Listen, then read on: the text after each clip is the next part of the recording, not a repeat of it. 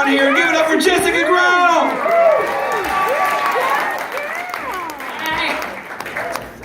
Oh, hey, it's time for the woman portion of the show. Yes!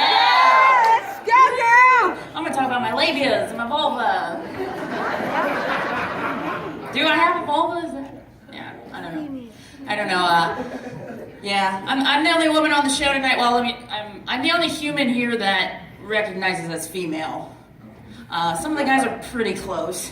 We're pretty sure, but it really sucks because of the gender pay gap.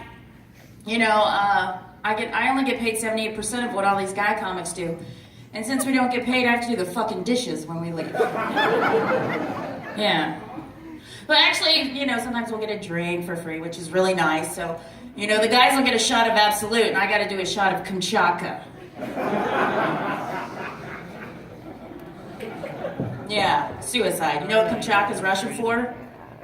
I don't know, probably burning ass diarrhea. I would assume.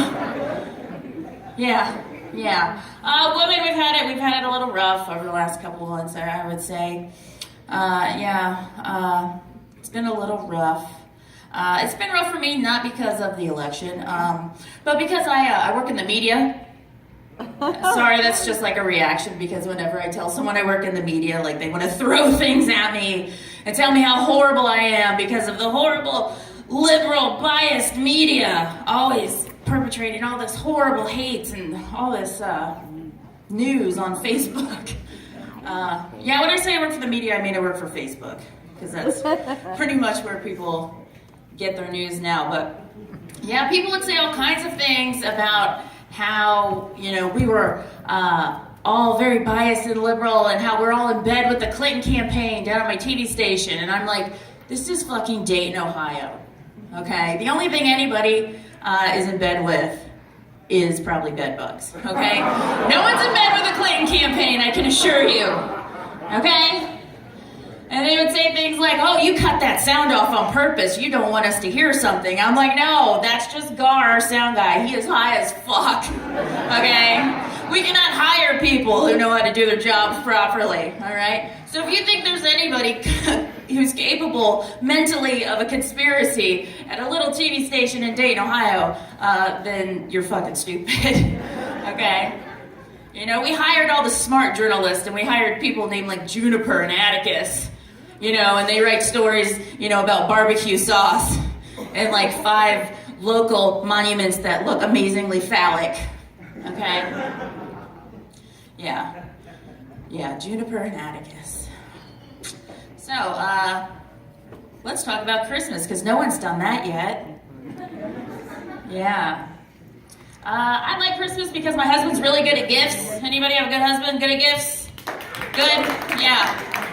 Mine's pretty good. Like, I got gifts for Sweetest Day, right? It's pretty good. He bought me a bunch of wine accessories, which is nice because I'm a drunk, so it's nice to have those. But the wine toppers he bought me looked a lot like butt plugs. And they kind of felt like them too, so I was a little skeptical. You don't want to know what I did with the aerator. My pussy won't stop farting, no matter what I do. There was one time he wasn't very good at a gift. He was really excited about this gift, though. And he had to call me on his phone, and he was like, Jess, I got you this gift. I'm so excited to give it to you. I was like, oh, great, what is it? And he's like, oh, it's a scale. And I was like, why? Are you selling weed now? Because if so, that would be great, because you would have a job, and I would be high all the time. Forget about this marriage as much as I can. No, I love my husband, except he's a musician. That's the only bad thing. Being married to a musician, like when I married him, he knew my 8 favorite songs, and I've only been able to hear him play those 8 songs since, you know, I married him 10 years ago, because those are the only 8 fucking songs he knows the chords to.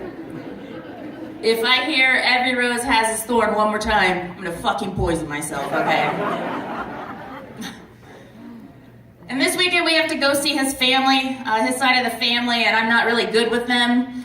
They're from St. Mary's. It's a little more country than I'm used to. And the one thing I don't like about going to another family's event is the food. Like, you know, your grandma's green bean casserole, right? Those scalloped potatoes. Like, you love that stuff from your family. And so when I went to his family, I saw deviled eggs, and I was like, fuck yeah, I'm gonna eat that. So I grabbed one, and I just put the whole thing in my mouth. I'm like,